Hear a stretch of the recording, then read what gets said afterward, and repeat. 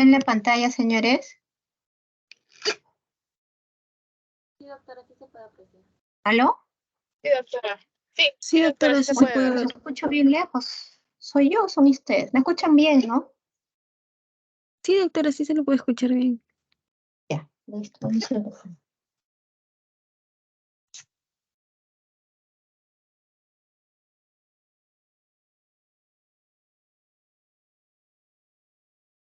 A ver, dentro de las patologías de intestino delgado hay una pluripatología. Las más sencillas que ustedes, las más frecuentes que ustedes van a ver son las que están relacionadas con lo que es el síndrome de mala absorción. Y el síndrome de mala absorción, a su vez, incluye un abanico de patologías, un abanico de posibilidades. ¿Cómo se define el síndrome de mala absorción? Es un conjunto, ustedes ya saben, un síndrome es un conjunto de signos y síntomas por el cual me está haciendo falta algún sustancia importante en la nutrición. Pueden ser proteínas, pueden ser grasas, pueden ser vitaminas e incluso minerales, ¿no? Uno de los minerales más importantes es el magnesio. Vamos a tener que recordar cómo se lleva a cabo la absorción de nutrientes. Miren que en el duodeno lo que más absorbemos son lípidos, proteínas, péptidos, aminoácidos, hierro. Esto es importante, ¿no? En el duodeno se absorbe hierro. Si yo tengo algo que obstruye por donde yo absorbo el hierro, pues tendré anemia, ¿no? Que eso ya también vamos a ver. Uno de los causantes son parásitos. En el yeyuno, por ejemplo, ¿qué cosa absorbemos? Miren, absorbemos calcio, agua y electrolitos. En el ilio, está muy relacionado con la absorción de vitamina B12, con la absorción de los ácidos biliares, ¿no? Y en el colon, básicamente, agua, electrolitos, los ácidos grasos de cadena corta y media y también calcio, ¿no? Sabiendo más o menos qué es lo que se absorbe en cada segmento, es que nosotros podemos saber frente a qué déficit estamos, ¿no? Dentro de la etiología, como ustedes están viendo ahí, es multifactorial. Miren cuántas causas, dependiendo de lo que se altera en la absorción, es que me va a dar una patología en especial. Cuando a mí me operan y me resecan algún tipo de segmento del tubo digestivo, voy a tener alguna alteración. Por ejemplo, en aquellos que están muy de moda, el bypass gástrico, la gastrectomía parcial, dependiendo si se reseca antro o no, va a haber una déficit de absorción, sobre todo de vitamina B2 de factor intrínseco, ¿no? Cuando hay alteración en la lipólisis, mire, eso es muy característico, va a haber estatorreas, sobre todo lo van a observar en lo que es pancreatitis crónica, todo lo que afecta el páncreas, ¿no? Cáncer pancreático, la fibrosis quística, que está muy relacionada con trastornos de páncreas, ¿no? Miren, cuando hay un déficit de la formación de micelas para la absorción de grasas también, mire, va a haber colestasis, ¿no? Se va a producir una colestasis que en la mayoría de los casos es obstructiva, va a haber algún problema en el hígado que puede estar relacionado con cirrosis o con la ingesta de alcohol. Está muy relacionado, miren, también con sobrecrecimiento bacteriano, que es lo propio que estamos tocando, ¿no? Y miren, una de las enfermedades más importantes como la celiaquía, la yardiasis, la yeunitis ulcerativa por cualquier causa, específicamente parásitos, está muy relacionado con los daños que hay a nivel del epitelio, a nivel de la mucosa, ¿no? La tuberculosis intestinal básicamente estará alterando los patrones de absorción y transporte de nutrientes, ¿no? Así también como las neoplasias como el linfoma. Ahora, el cuadro clínico va a ser bastante variado dependiendo de la patología. Recuerden que esto abarca un abanico de múltiples patologías, ¿no? Hoy día vamos a ver las más frecuentes, las que ustedes van a poder ver en su práctica. Si yo tengo un problema y no puedo absorber las grasas, pues se verán las heces, ¿no? Veré cómo flota sobre las heces, veré la característica esteatorrea. Si hay un déficit de proteínas, ¿qué pasa? El paciente no se nutre, no se alimenta, la albúmina va a disminuir, va a haber producción de edemas, ¿no? En guantes, tanto en los miembros superiores como inferiores. Y tengo problemas con lo que son los carbohidratos, que esto es muy importante. La mayoría de los pacientes viene con esta sintomatología. Si tiene algún problema de absorción, va a haber distensión abdominal, va a haber muchos gases, mucha flatulencia, borborismos. Si no puedo absorber el hierro porque hay algo que lo impide en el duodeno, anemia ferropénica, keilitis. Si no puedo absorber B12, anemia megaloblástica. Y miren, así cada una de la sintomatología va a depender dependiendo de lo que yo no pueda absorber por la patología que tenga, ¿no? Si no puedo absorber vitamina K, ¿qué pasa? No coagulo, va a haber, el tiempo de protomina va a estar muy prolongado. Y la vitamina, si no puedo absorber vitamina D, va a haber raquitismo y estamalencia, ¿no? ¿Y cómo lo trato? Dependiendo de la patología frente a la que yo me encuentre, dependiendo de cómo yo, la causa, que es lo que lo está produciendo. Dentro de las enfermedades más frecuentes que vamos a ver, está la giardiasis, está la deficiencia para absorber la lactosa, está la enfermedad celíaca, ¿no? La primera que vamos a tratar es la enfermedad celíaca. Si ustedes tienen un problema de un paciente que viene por la sintomatología de distensión abdominal, meteorismo, diarrea crónica, que puede ser con ¿no? Ustedes tienen que tener en cuenta que van a tener que localizarse de acuerdo al sitio geográfico en el cual ustedes están, ¿no? No es lo mismo sospechar enfermedad celíaca en Perú que sospechar enfermedad celíaca en Europa, donde es más frecuente, ¿no? Acá sospecharemos de enfermedad celíaca probablemente en uno de los últimos alternativas diagnósticas que tengamos frente al paciente. ¿Qué cosa es la enfermedad celíaca? La enfermedad celíaca es la incapacidad de nosotros de digerir el gluten, ¿no? Y eso me va a dar a mí una alteración, una respuesta sobre el huésped, que lo que produce es, finalmente, cuando se diagnostica de manera tardía, ya se ha atrofiado parte de la superficie de las vellosidades del intestino delgado, y que es donde nosotros absorbemos los nutrientes, ¿no? Entonces va a haber un problema de desnutrición, malabsorción, porque forma parte del cuadro de malabsorción. ¿Y dónde se encuentra el gluten? El gluten se encuentra principalmente en lo que es trigo, cebada, centeno y avena. ¿Y esto por qué es importante? Fíjense que en las zonas de cultivo donde se siembra esto, sea trigo, se alternan los cultivos, ¿no? En algunos casos se puede sembrar trigo, alternando puede ser centeno, puede ser cebada, y es por eso que la avena también se dice que tiene por contaminación cruzada el gluten. En realidad esto no nos alimenta, tiene solamente un objetivo de servir más que todo para objetivos de panadería, básicamente, porque le da volumen y hace que sea mucho más blando, más elástico, sin la necesidad de que se llegue a disgregar, es decir, aglutina, tiene esa propiedad de aglutinar. Entonces, lo que produce es una reacción tóxica, ¿no? Perdón, una reacción adversa por el alimento, entre comillas, que estamos ingiriendo. Entonces, estas reacciones adversas pueden ser tóxicas, que no es el caso, y las no tóxicas. Dentro de las no tóxicas, como ustedes están viendo, están aquellas que se ve mediada por la inmunidad. Y dentro de la inmunidad, aquellos que interviene la inmunoglobulina E, la cual hay alergia y puede haber algún tipo de evento adverso severo. Y los que no están mediados son los que no interviene la inmunoglobulina E, como es el caso de la enfermedad celíaca.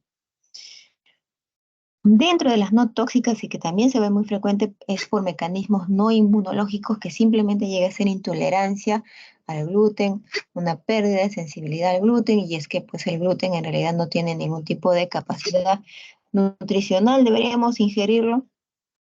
Bueno, en ciertas ocasiones podría ser, pero no es algo que nos dé algún beneficio nutricional. Acá lo están viendo, ¿no? Dentro de lo que forma a los cereales se encuentra lo que lo cubre, que es el endospermo. En el endospermo lo que tenemos es almidón, que no me sirve porque es azúcar, y el gluten. ¿Y qué es el gluten? Es una malla, ¿no? Es una malla, un entrelazado de fibras en la cual va a estar contenido lo que son las prolaminas y las glutininas, ambas sustancias que se comportan como antígenos y provoca la adhesión a nuestra propia mucosa intestinal, ¿no? Y acá, como ustedes pueden ver, el nivel nutricional es bajo, ¿no? lo único que sirve es para dar elasticidad y que se esponje la masa en panadería. ¿Podemos separar el almidón? Sí, puede ser libre de gluten, sí, pero el almidón, señores, finalmente se transforma en azúcar y el azúcar lo que produce también es alteración en la flora intestinal, en la microbiota intestinal, produce adicción, produce liberación de dopamina, es por eso que cada producto que nosotros probamos de azúcar nos sacia y al rato nos vuelve a pedir porque es adictivo. Entonces, conclusión, ni el almidón ni el gluten me sirven en lo que es mi régimen nutricional. Ahora, como les estuve mencionando y como vieron en la segunda o tercera diapositiva, hay otros también trastornos muy relacionados y muy parecidos al gluten, ¿no? Tenemos dos. Con la enfermedad celíaca me pueden dar síntomas muy parecidos a aquellos pacientes que tienen sensibilidad al gluten, pero que no llegan a ser celíacos y que son muchos pacientes los que vienen por dispepsia. Y hay pocos casos en los cuales se registra una alergia al trigo, ¿no? Que puede llegar con un desenlace fatal, con un edema de glótesis. Y lo que nosotros ya sabemos con lo que son las reacciones alérgicas. Pero fíjense, lo que sí me va a distinguir a mí de todos esto, primero es que la enfermedad celíaca tiene un rasgo genético, ¿no? Está muy relacionado con la presencia de estos genes, el HLA-DQ2 y el DQ8. La sensibilidad al gluten es inexistente. En algunos casos mencionan que es desconocida y en la alergia al trigo no existe absolutamente ninguna. El daño intestinal siempre va a haber en la enfermedad celíaca, si no haya síntomas, ¿no? Acá lo que se puede ver en algunas ocasiones, siempre y cuando saquemos biopsias, que hay un discreto incremento más de 10, entre 10 y 30 linfocitos dentro de la biopsia que hemos sacado, ¿no? Entonces, para que ustedes puedan, en términos generales, distinguirlos, la sensibilidad al gluten lo podemos tener la mayoría de nosotros. ¿Y cómo se clasifica o cómo se pueden dar cuenta? El paciente les dice específicamente que cada vez que comen pan o comen cualquier tipo de pastel, entre el lapso de media hora a 2 horas, puede estar presentando la sensibilidad, es decir, distensión abdominal, meteorismo, flatulencia, borborismo, fastidio, incomodidad del paciente, ¿no? Muy parecido a la enfermedad celíaca. Si ustedes piensan en eso, le pueden hacer una endoscopia, sacar una biopsia y lo que pueden encontrar, como les digo, es un incremento de los linfocitos en la mucosa del duodeno, ¿no? Entonces, esto es algo que también lo solemos ver, que muchas veces no se puede incluso, hay muchos pacientes que no desean hacerse endoscopia, pero por sintomatología, y es característico, cada vez que comen pan o algún tipo de producto de panadería, tienen esas molestias que son muy parecidas a los celíacos, ¿no? ¿Hay grupos de riesgo? Claro que hay grupos de riesgo. Está la parte genética, aquellos que tienen algún familiar de primer grado, y aquellos pacientes que tienen también enfermedades genéticas como el síndrome de Down y entre otras, como lo que ustedes están viendo de Turner o Williams. Pero sí, esta enfermedad, la celíaca, la tienen que tener en cuenta porque se ha visto que está muy asociada a otras patologías. Por ejemplo, pacientes que tienen diabetes mellitus tipo 1 en el lapso del tiempo pueden desarrollar enfermedad celíaca, sí. Los hipotiroidismos, como la tiroiditis de autoinmune y la enfermedad de Graves,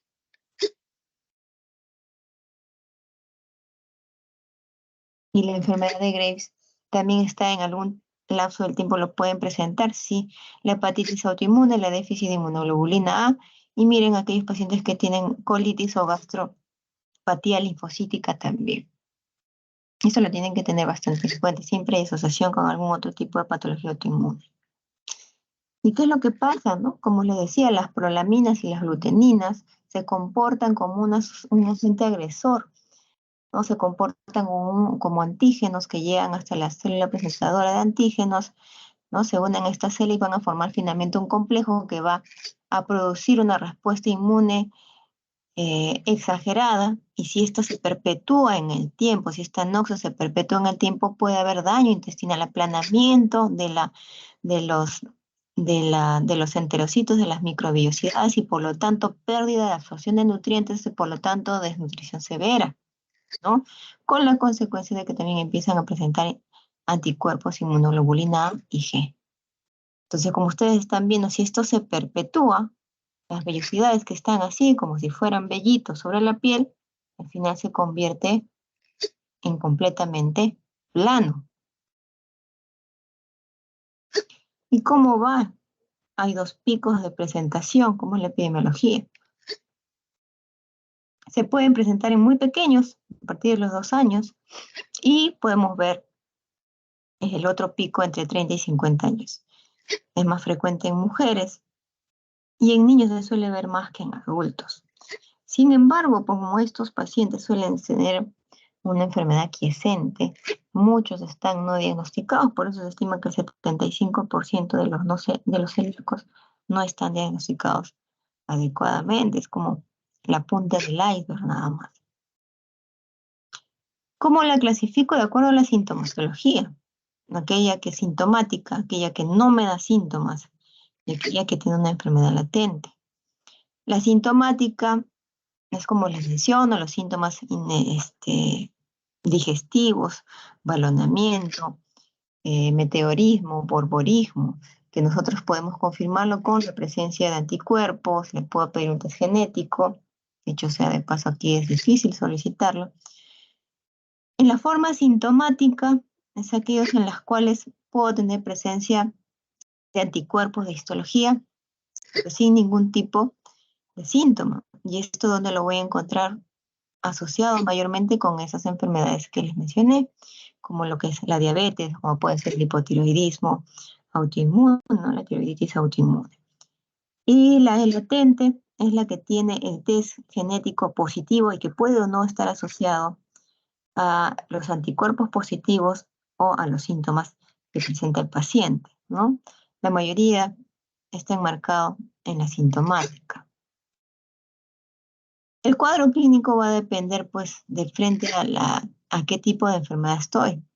Miren, lo clásico, diarrea, vómitos, falta de apetito. Si es pequeño, no va a crecer, retraso en el crecimiento. Tiene un abdomen que inmediatamente después de comer siente que se infla, que está. En algunos pacientes lo refieren como si estuvieran embarazados, ¿no? Cuando ya esto es demasiado crónico, en el lapso del tiempo ya ha habido daño a nivel enzimático, se puede producir esta diarrea. En la forma no clásica voy a poder ver aquel que cuando afecta el tubo digestivo y cuando no lo afecta. Cuando es el tubo digestivo, lo mismo, puede haber diarrea, dolor abdominal, distensión abdominal, borborismo. Si ustedes se dan cuenta es como si fuera una dispepsia, ¿no? Y a partir de ahí es que nosotros tenemos que entrar a ir desglosando síntoma por síntoma, examen por examen para poder llegar a esta enfermedad. Y aquellos que no tienen ningún tipo de manifestación en el tubo digestivo. En el caso de los niños, como mencionamos, talla baja y disminución en el esmalte dentario, en la forma silente completamente sintomáticos, pero eso no quiere decir que no tenga daño a niveles de las microvellosidades. Hay daños, a pesar de que sean asintomáticos. Y en el latente es en el que yo ya tengo el diagnóstico a través de biopsia y puedo ver también el aumento de los linfocitos y una discreta atrofia de las células de los enterocitos, ¿no? ¿Cómo llego al diagnóstico? Ustedes están viendo en la pantalla que deben ver 5 criterios. Yo debo tener al menos 4 de estos síntomas, ¿no? Primero la clínica, ¿no? Y tengo que certificarlo porque no hay nada patognomónico. Tengo que certificarlo con la presencia de anticuerpos, sea IgA, IgG, antigliadina, antiendomicio, antitransglutaminasa. Puedo pedir estudio genético, tengo que pedir el dosaje de los genes HLA de Q2, de Q8. Tengo que hacerle una endoscopía, le tomo una biopsia a nivel de duodeno y yeyuno, en algunos casos si podemos llegar, para ver qué tipo de afectación histológica hay. Para esto, el patólogo utiliza escala de Marsh, ¿no? En donde, miren, básicamente lo que contempla es la presencia de linfocitos, las vellosidades, cómo están y cómo están las criptas. Cada uno tiene una descripción, le dan un puntaje del 0 al 4. Miren. 0 es que prácticamente no tiene linfocitos, las vellosidades están normales, las criptas están normales, y conforme va avanzando, según el tipo, va a llegar hasta atrofia con la presencia de linfocitos más de 30 y con un hipoplasia, ¿no? Dependiendo de esto, a la tipo 4, el paciente que tiene mayor afectación intestinal, severidad en la desnutrición. Y en todos estos pacientes, si tienen algo que lo afecte, si comen gluten, ¿cuál será el tratamiento para estos pacientes? Pues les retira el gluten. El problema es que es muy difícil en algunos casos que dejen de consumir el gluten porque muchas veces hay contaminación cruzada. Hay que tener mucho cuidado con la elaboración de los alimentos, ¿no? Y es cierto esto que está acá a la izquierda, ¿no? Que la comida sea tu alimento y el alimento sea tu medicina. Eso es muy, muy, muy cierto. El problema eh, con la sociedad es conforme ha ido en los últimos 100, 110 años, conforme ha ido avanzando la industria alimenticia, es que se ha venido creando estos problemas, ¿no? Se va alterando con lo que nosotros consumimos, carbohidratos, eh, productos de una tierra en la cual está agotada y no hay muchos micronutrientes, todo lo que es procesado.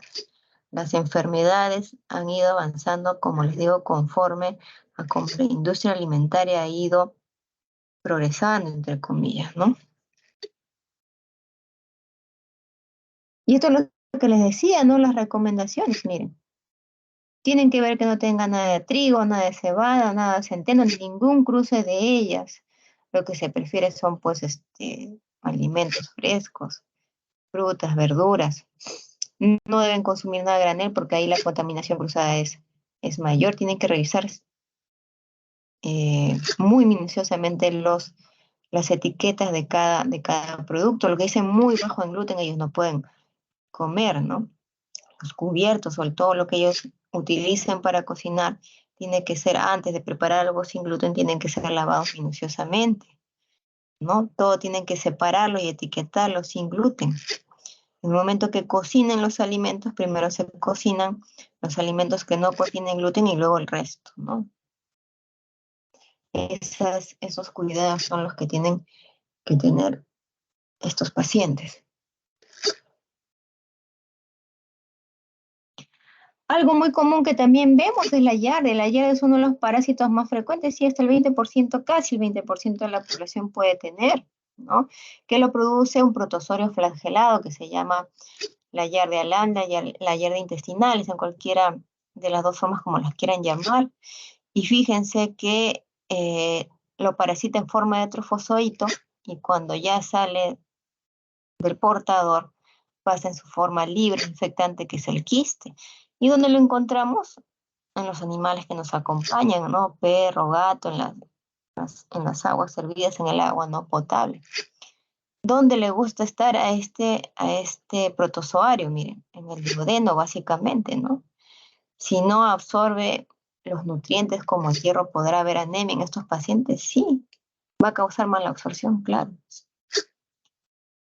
¿Cuáles son los síntomas? Tan igual como el anterior, dolor abdominal, diarrea, vómitos, baja de peso, borborismo, le suena eh, la barriga, ¿no? Si son niños, talla baja, va a haber anemia, ¿no? En realidad síntomas muy parecidos al anterior. Entonces, si estamos en Perú y tenemos estos síntomas, lo primero que yo tendré que descartar es parasitosis y en último caso será la enfermedad celíaca, ¿no es cierto? En ese orden, recuerden que ustedes van a tener que dar sus diagnósticos diferenciales en base a donde ustedes laboran, en el país, en la comunidad en la cual laboran. ¿Cuál es el tratamiento? Los nitroimidazoles. ¿Cuál es lo bueno, bonito y barato que tenemos en el hospital? Metronidazol. Tenemos acceso a tinidazol, ordinazol y cianidazol, también le podemos dar. Pero ¿qué es lo que tiene el MINSA? ¿Qué es lo que tiene salud? Metronidazol. Hay otros tipos de malabsorción como el sobrecrecimiento bacteriano. Recuerden que en todo el tubo digestivo nosotros tenemos bacterias buenas y bacterias malas que están en un equilibrio perfecto, ¿no? Cuando algo en el entorno se modifica es que puede predominar más las buenas o pueden predominar más las malas. El problema es cuando predominan más las malas. Fíjense acá que ustedes en el estómago tienen, mire, solamente microorganismos entre 10 y 100. Conforme ustedes van avanzando a nivel del tubo digestivo, Fíjense que en el colon está la mayor cantidad, llega a ser 1 trillón de bacterias, entre las cuales están los bacteroides, las bacterias, el Clostridium y las bifidobacterias, ¿no? Y esto va a producir un cuadro con un abanico de sintomatología. Recuerden que en el intestino delgado hay menos cantidad de bacterias, a diferencia del colon, ¿no es cierto? En las cuales vamos a ver, como ustedes ven, están más presentes los lactobacillus, las enterobacterias y los estreptococos. ¿Qué es lo que a mí me protege que flora del, lleguen parásitos o bacterias que no deberían estar en el intestino delgado? Una de las primeras barreras del jugo gástrico, ¿no? Porque es ácido. Otra de las barreras es la bilis. Otra de las barreras son las enzimas que produce el páncreas. El peristaltismo, ¿no? El peristaltismo siempre es de la parte proximal al distal, no al revés.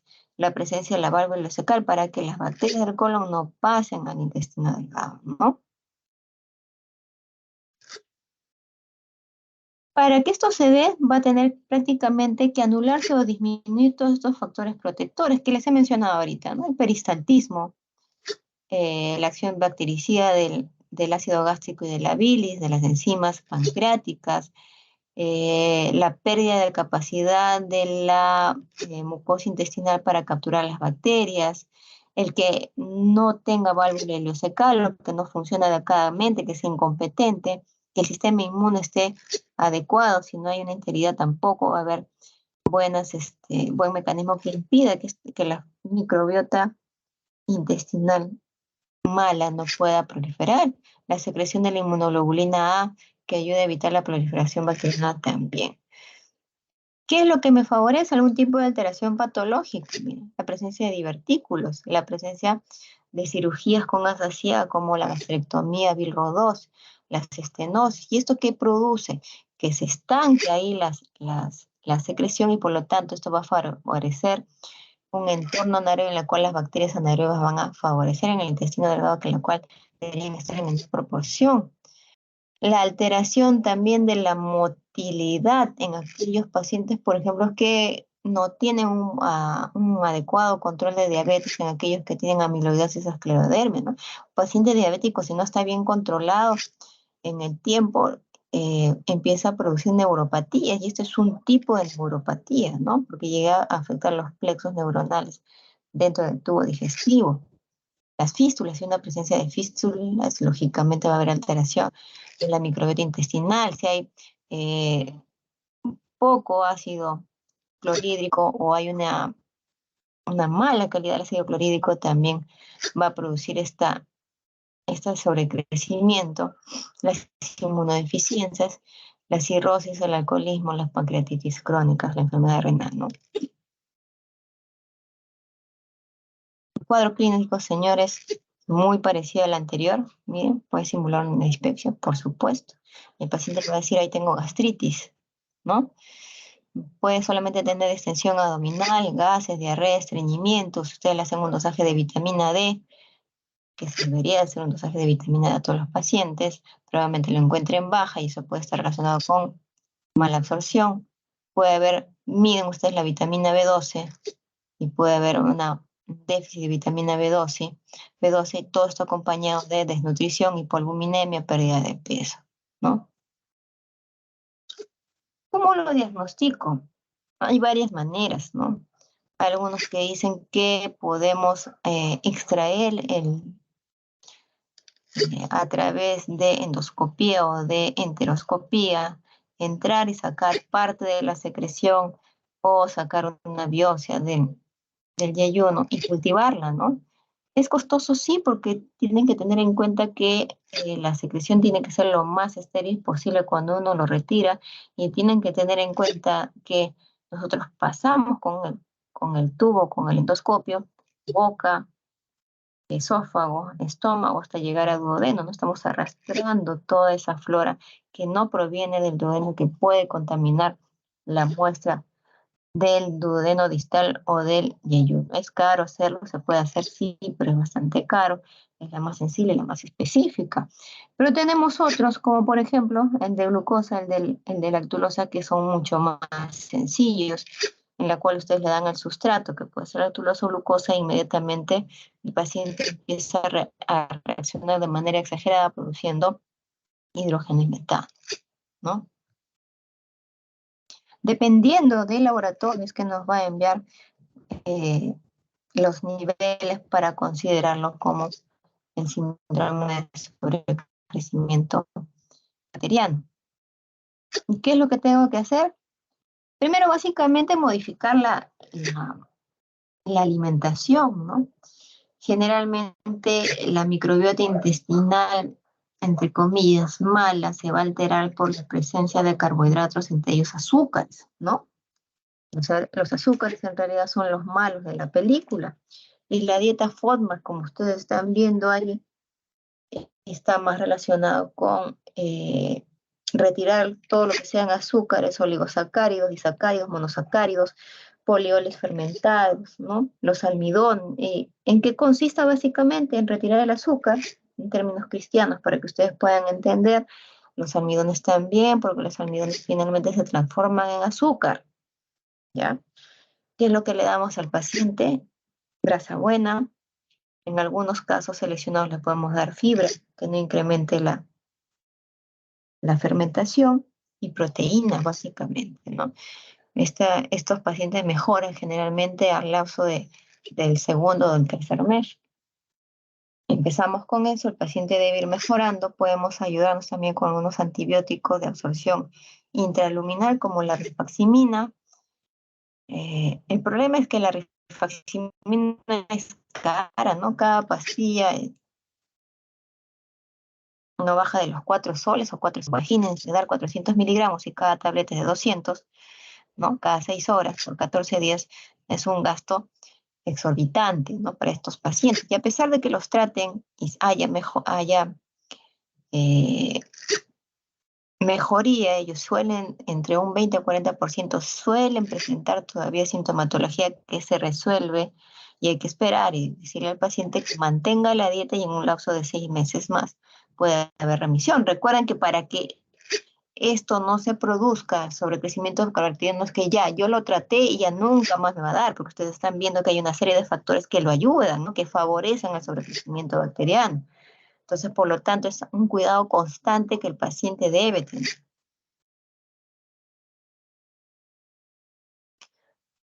Otro frecuente que ustedes van a ver es la intolerancia a la lactosa. Generalmente cuando uno toma leche, que es azúcar, ¿no? La leche contiene lactosa, la lactosa es azúcar.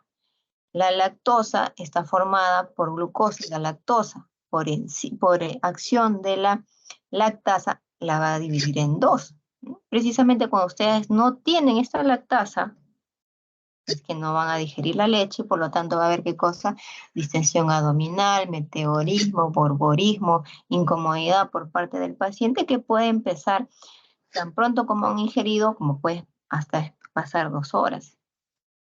Ahora, hay varios déficits de lactasa. Hay un déficit primario congénito, que es muy raro, que está muy asociado con los finlandeses, bastante raro. Hay un déficit primario adquirido, que es el que nosotros tenemos, ¿no? Todo ser humano puede amamantarse de la leche de su madre hasta los 2 años, periodo entre en que los 2 y los 4 años vamos perdiendo la lactasa, porque ya dejamos de lactar. Entonces, por lo tanto, eso es algo normal, eso no es una enfermedad. El problema es pues que todo nuestro entorno alimentario siempre tiene algún contenido de leche. Hasta los preservantes también tienen algún contenido de lactosa, ¿no? Entonces, ahí viene el problema por nosotros querer seguir ingiriendo algo que no deberíamos consumir, ¿no? La leche ya no debería ser consumida después de los 2 o los 4 años que han estado de lactantes. Y otro que se produce por consecuencia de algún tipo de enfermedad, como una diarrea infecciosa, ¿no? Entonces se pierde la capacidad de digerir, de ahí que el paciente que está con una diarrea aguda, y que en algunos casos pueden tener todavía su lactancia, lactasa, se les pide que la dieta sea lo más blanda posible para que no tengan mayor molestia. ¿Y cuáles son los síntomas, señores? Volvemos. Se me hincha la panza, tengo dolor, tengo diarrea, tengo gases, tengo náuseas, ¿no? Síntomas que todo lo que es malabsorción tienen básicamente la misma sintomatología.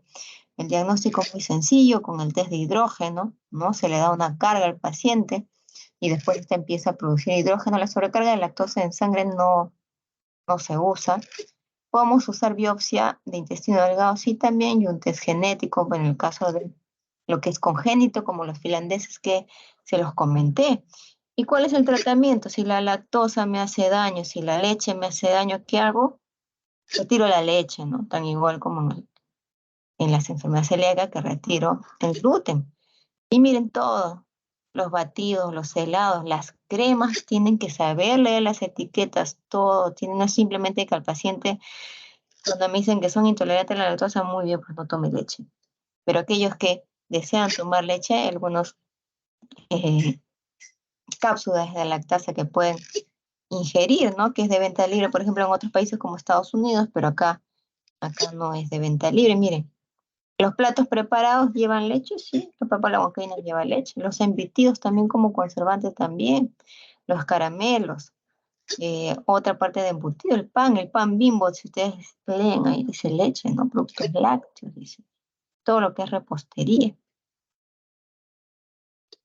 En realidad tendrían que suprimirse a todo esto. Ya como parte final, hasta ahí hemos terminado lo que es todo lo que es síndrome de mala absorción. Vamos a tocar algo que es muy poco frecuente de ver, que son los tumores de intestino delgado. En todo el tubo digestivo donde más se presentan los pólipos, tumores o neoplasias, siempre es en tubo digestivo alto, estómago y colon, ¿no? En la mayoría de presentarse en el tubo digestivo suelen ser malignos, 60% de ellos. ¿Es difícil de diagnosticarlo? Sí, porque muchas veces tienen unos síntomas inespecíficos que pueden confundirnos en algunas ocasiones con tubo digestivo alto o con tubo digestivo bajo.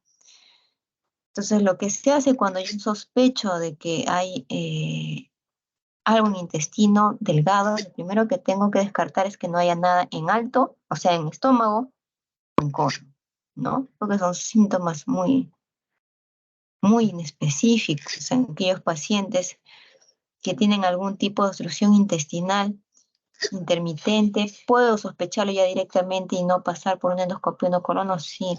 En aquellos pacientes que tienen esta obstrucción y por tomografía veo una invaginación intestinal, también estaré pensando de que algo está pasando a nivel del tubo digestivo delgado, tendría que hacer una enteroscopía, ¿sí? En aquellos pacientes que presentan una hemorragia digestiva de origen manifiesto, ¿no? Previamente, en estos casos yo lo que tengo que descartar es que no sea el sangrado del estómago, que sea el sangrado del colon. Hay pólipos o tumores que pueden ser neoplásicos y todo lo que ustedes están viendo acá, señores, ¿no? Los adenomas que finalmente pueden terminar en adenocarcinomas, los tumores estromales, el GIS, los linfomas, los tumores carcinoides, que me parece que tienen una clase de tumores carcinoides, y los leiomiomas que en un inicio, si no degeneran, pueden quedarse así o degenerar a lo que son leomiosarcomas. ¿No? Los pólipos no neoplásicos, los hiperplásicos a la cabeza, los amatomatosos, los fibrinoides inflamatorios y la hiperplasia nodular. Linfoide, el tratamiento básicamente va a depender del tamaño y de los síntomas. Si es pequeño, le puedo dar un tratamiento endoscópico a través de una enteroscopía, y si es grande tendrá que presenta signos y síntomas que ponen en riesgo la vida del paciente, probablemente termine en cirugía, ¿no? Y después de esto, de acuerdo a la patología de lo que me salga en la exéresis de la muestra, que yo tengo que dar seguimiento a mi paciente. Eso nunca se deben olvidar, ¿no? Ya para terminar, señores, recuerden que el síndrome de mala absorción corresponde a un abanico de enfermedades. El tratamiento va a depender de qué es lo que lo causa, ¿no? Entonces yo voy a quitar el gluten si estoy frente a una celíaca, voy a quitar lactosa si estoy en una intolerancia a la lactosa. Puedo dar antibióticos en el caso de sobrecrecimiento bacteriano y dar enzimas en el caso de que haya una insuficiencia pancreática severa. Como parte también de esto es necesario que ustedes identifiquen qué cosa es lo que está perdiendo el paciente para que puedan reponerlo y así evitar pues una desnutrición severa. En la mayoría de los casos suele ser ambulatorio, ojo, solamente en aquellos casos en los cuales hay intolerancia oral, desnutrición severa y necesitan una nutrición por vía parenteral es que ingresan a los hospitales. En los tumores de intestino delgado, los síntomas son variables y de acuerdo al tamaño de la sintomatología es que van a ser candidatos a la reacción. Me olvidaba, ¿no? Aquellos que tienen más de 2 centímetros en intestino delgado van a tener que pasar a ser quirúrgicos y aquellos que son menos de 2 centímetros pueden ser todavía de resección endoscópica a través de enteroscopía. ¿Hasta ahí tienen alguna pregunta, señores? Digan sí, digan no, por favor.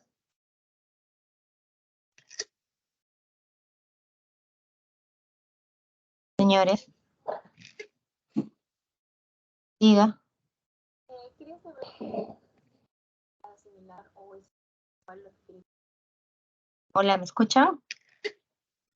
Doctora, sí, se lo escucha. Se escucha, doctora. Ya. Miren, a ver, vamos a ver qué piensa. Tenemos una paciente joven eh, de 35 años, tiene antecedentes de tiroiditis de Hashimoto, ha cursado con infertilidad, eh, tuvo un aborto previo, ella no recuerda qué tratamiento para la tiroides tiene, toma anticonceptivos de hace 2 años, va a la consulta por medicina interna, refiriendo diarreas semilíquidas 5 veces por día, en algunas ocasiones menciona ya que era blancuzca, que flotaba sobre el inodoro y otros periodos en los que las deposiciones eran normales, ¿no?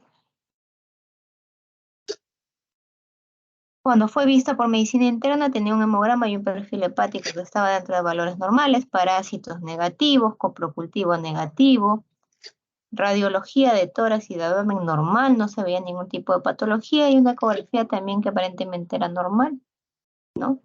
Entonces el médico internista refiere que se trataba de un síndrome de intestino irritable. Le da tratamiento con loperamida, mejora aparentemente.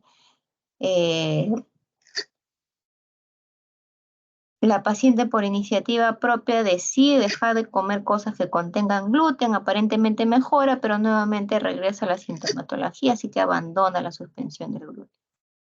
Como la paciente no mejora, la mandan a gastroenterología, en la cual la paciente ya suele referir que tiene cuadros más persistentes de diarrea en lapsos más prolongados, ha perdido peso, y en el hemograma que se le pide dentro del consultorio de gastroenterología ya se evidencia una hemoglobina baja, estaba en 11 puntos, microcítica, hipocrómica, y pasa como parte del estudio.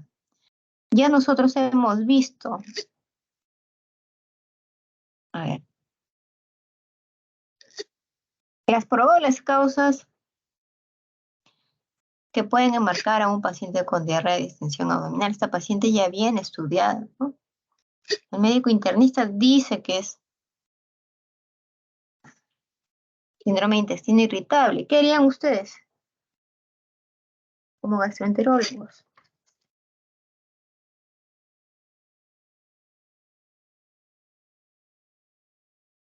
A ver, ¿qué haría usted, señorita Vilés?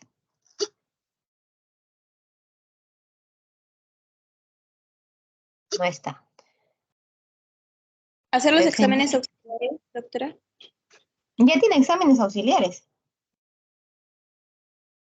¿Qué más le pediría? Tiene ecografía normal, tiene parásitos normales, coprocultivo normal, tiene radiografía de intestino que no se ve ningún tipo de alteración. El señor Yayico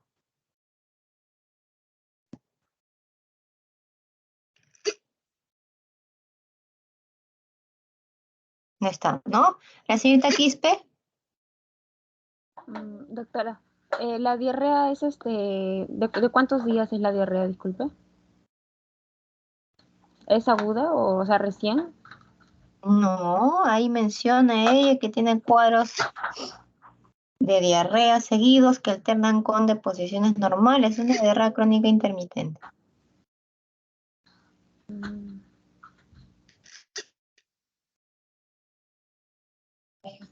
Doctora, para poder complementar, ¿podría ser también pedirle la posibilidad de una colonoscopia? Colonoscopía, ¿ya? Pero es una paciente joven, ¿ah? Tiene 35 años. Ustedes tienen que recordar también que los exámenes de heces, los parásitos parecen tontos, pero no son tontos. Entonces, cuando se le toma una prueba de parásitos en heces o coprocultivo, estos parásitos tan chiquitos como ustedes los ven, protozoarios o cualquier otro tipo, son inteligentes y no se dejan captar, ¿no? Por eso es que los exámenes de parásitos en heces no lo excluyen. Lo que se dice, y deben haber visto en microbiología, es que a estos pacientes, a la mayoría de los pacientes, se debería pedir 3 exámenes seriados cada semana, ¿no? Para aumentar la sensibilidad y especificidad de este examen.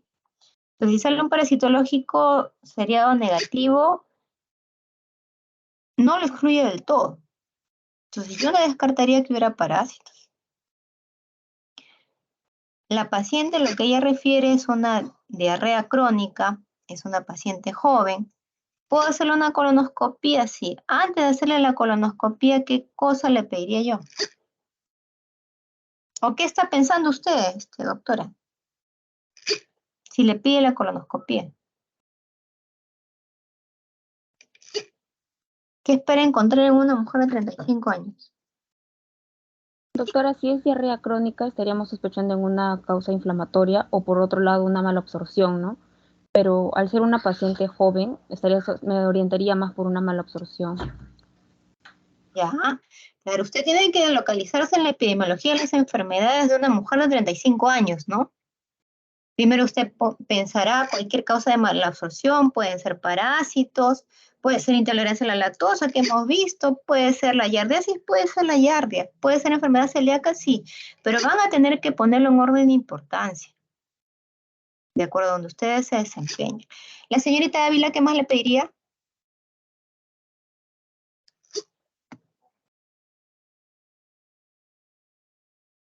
No está. El señor Melgarejo tampoco está. Sí, doctora, ¿me escucha? Dígame, ¿qué más le pediría? Doctora, ¿podría hacer, digamos, un análisis de sangre? ¿Cómo qué? ¿Cómo cuál? Por ejemplo, para tratar de identificar si tiene una infección, ¿no? Tal vez para encontrar si es a causa de un parásito, Ya, ¿cómo mm, cuál? ¿Cómo cuál? como la Giardia lamblia, podría ser, doctora. Anticuerpos para yardia, muy bien, salió negativo. Mm, Ya, ahí nomás, señora. Señorita Javier, Yanich. Sí, doctora. ¿qué más le pediría? Ya, el señor Melgarejo ha dicho anticuerpos para yardia, está perfecto, salió negativo.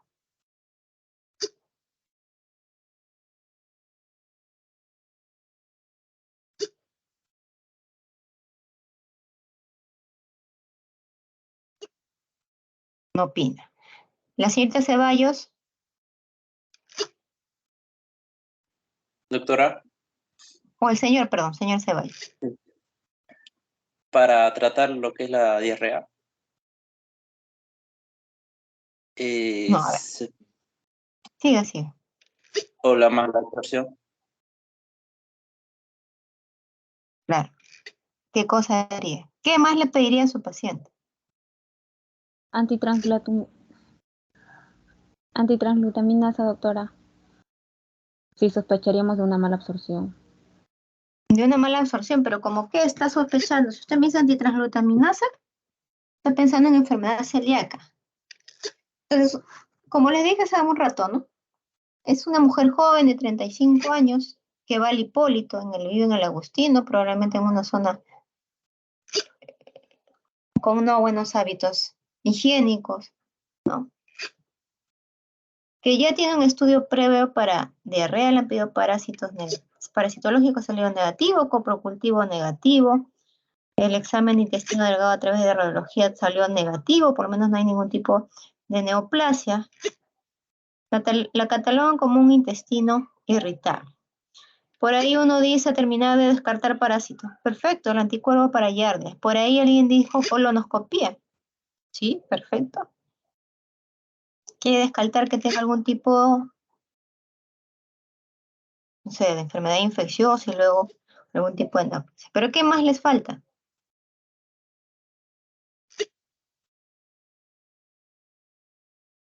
Están frente a una mujer de 35 años, joven, que refiere diarrea crónica intermitente y baja de peso. Como ustedes están en Perú, lo primero que van a buscar es que sea parasitosis. Es lo primero que van a buscar. Lo segundo que van a buscar puede ser alguna enfermedad autoinmune asociada, sí. Puede ser la enfermedad celíaca, sí. Puede ser que sea una neoplasia, también, pero lo van a tener que poner en último, como última posibilidad diagnóstica. Entonces tienen que tratar de agotar todas las causas en las cuales ustedes puedan descartar parásitos. Señorita Rodas, ¿qué solicitaría?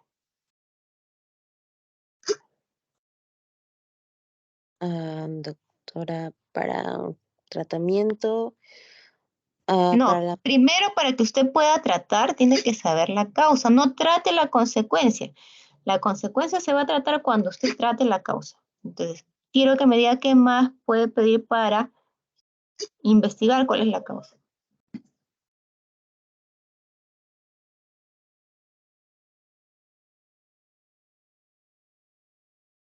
puede ser,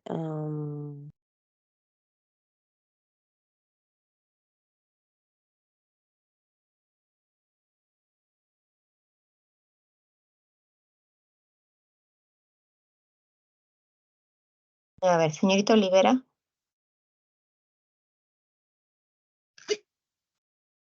Ahí está. La señorita Carranza. Doctora, disculpa, la compañera Carranza está en práctica, tiene una exposición de seminario en lo que es CP4 y por eso es que se desconectó un momento. Santa María del Señor. Ya, ya. El señor Rodríguez. Doctora, buenas noches. Yo le pediría un estudio de hidrógeno en aliento, doctora, para así determinar si la paciente tiene intolerancia a la lactosa. Ya, es válido. ¿Y usted, señorita Villa?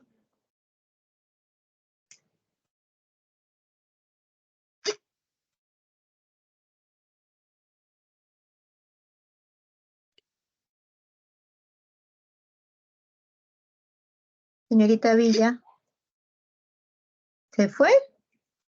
¿Me escucha? Se fue. Lo que les falta para votar, hemos mencionado que uno de los asientos donde se ponen los parásitos es la segunda porción del duodeno, ¿no? ¿Quiénes específicamente pueden estar? Puede estar Giardia, puede estar el estrongiloides. ¿Dónde afecta la enfermedad celíaca? En intestino delgado, predominantemente, ¿no? ¿Qué es lo que a mí me sirve para acceder al intestino delgado como la segunda porción del duodeno? La endoscopía. Entonces le solicito una endoscopía, ¿no? Le solicitamos la endoscopía. Y en la endoscopía no le hemos solicitado, como alguno de ustedes mencionó, los anticuerpos, pero le pedimos una endoscopía en la cual me salía como 70 linfocitos y atrofia de vellositaria moderada, hipoplasia de criptas. Entonces esta señora está con una escala de Marsh de 4, ¿no? Probablemente, si no mal recuerdo. Ahora, ¿le puedo solicitar a esto para terminar de confirmar los anticuerpos? Sí. ¿Salieron positivos? Sí. En el hospital nosotros no tenemos anticuerpos en el laboratorio, por eso es que pedimos primero la endoscopía, ¿no? Recuerden que ustedes van a tener que tratar de precisar de acuerdo también con lo que cuentan en su hospital. Ustedes trabajan con la logística de su hospital. Se le terminó pidiendo los anticuerpos, sí, salió positivo, sí, respondió al tratamiento para gluten de mejor manera estructurado, sí, porque la paciente no sabía en muchas cosas de que había contaminación cruzada, o sea, ella seguía consumiendo avena, que también tiene gluten por contaminación cruzada. Cuando se le explica al paciente cuáles son los cuidados que debe tener en cuando se le dice dieta sin gluten, la paciente fue tomando de mejor manera lo que era la dieta estricta sin gluten y mejoró la paciente, ¿no? Después de 6 meses de llevar exclusivamente restricción de gluten, las microvellosidades pudo regresar, se regeneraron y pudo alimentarse de mejor manera, ¿no? La albúmina subió, que es lo más importante, la hemoglobina también subió. ¿Tienen alguna pregunta, jóvenes, sí o no?